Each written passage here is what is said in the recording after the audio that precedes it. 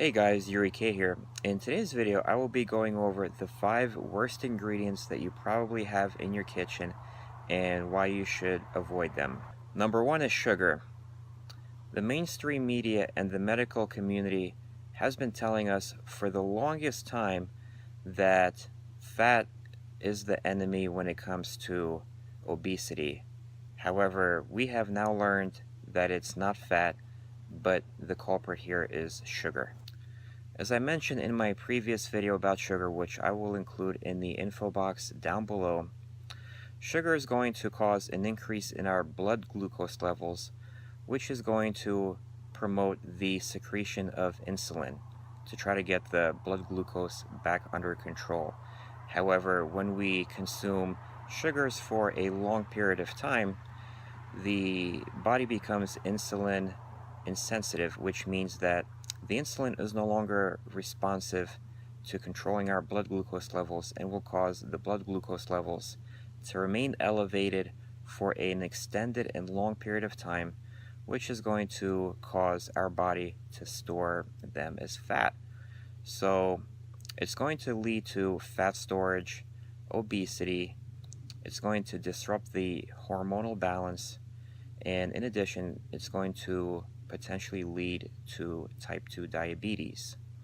And this is not to mention that it can also be one of the triggers for cancers in the body, because cancer requires a high sugar and low oxygen environment in order to thrive. Number 2 is wheat, and this includes white wheat, whole wheat, and all forms of wheat.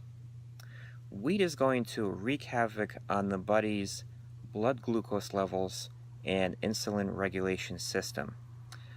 Like sugar, it's going to cause a spike in blood glucose levels, which is going to cause insulin to be secreted by the pancreas to try to get the blood glucose under control and cleared out of the system as fast as possible.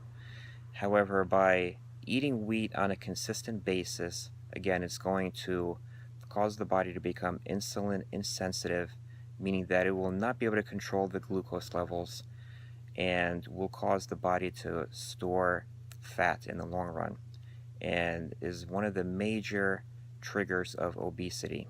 Wheat also has anti-nutrient properties which will inhibit the body's ability to absorb, digest, and metabolize the nutrients that we get from our food, which will make it more difficult for the body to get vitamins and minerals out of the food that we eat.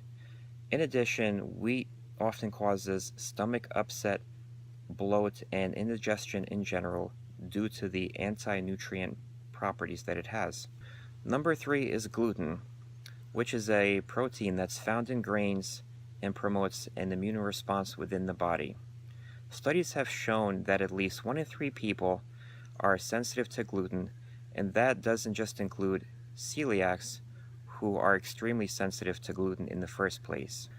Gluten is a cheap alternative that's often added to our foods by the major food manufacturers and has been shown to cause a number of symptoms and health problems, such as indigestion, bloating, gas, something called leaky gut syndrome, as well as weight gain.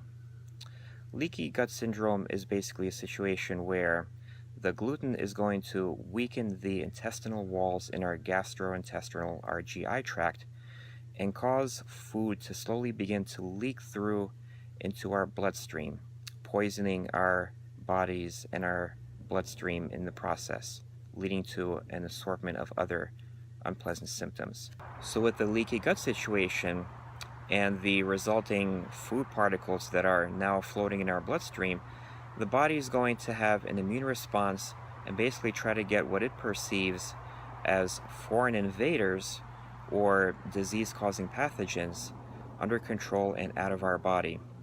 Being that these are actually food particles, it's going to make the body think that these are in fact some kind of foreign bacteria and cause a sensitive response each time that we eat these foods going forward, which is how the food allergies develop in the first place.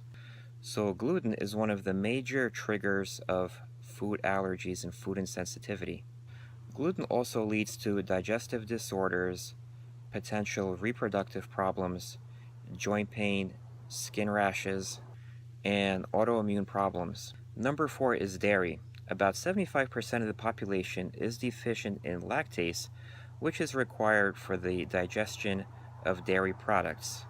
And specifically, it's also used to process the sugar known as lactose in the dairy products that we consume, which is why people who are lactose intolerant cannot produce lactase and as a result cannot consume dairy products. And last but not least, number 5 is soy. About 93% of the soy today is genetically modified. Soy is also very highly contaminated with pesticides and contains a lot of naturally occurring toxins. Soy is something that is known as a xenoestrogen, which means that it's going to mimic the effect of estrogen on the body, which is going to cause the body to store fat. In addition, soy disrupts the production of hormones by the thyroid and can lead to potential hypothyroidism, which is going to create low energy levels, fatigue, and weight gain as well, through the process of slowing down the metabolism. So these are the 5 things that are commonly found in the kitchen that we should avoid and maybe we should consider getting rid of altogether. So I hope you guys liked the video. Please give me a thumbs up. Please comment, share, and subscribe, and stay tuned for more. And remember to follow me on Instagram down at the link in the info box below at YuriK0877. Thanks again, guys. Bye-bye.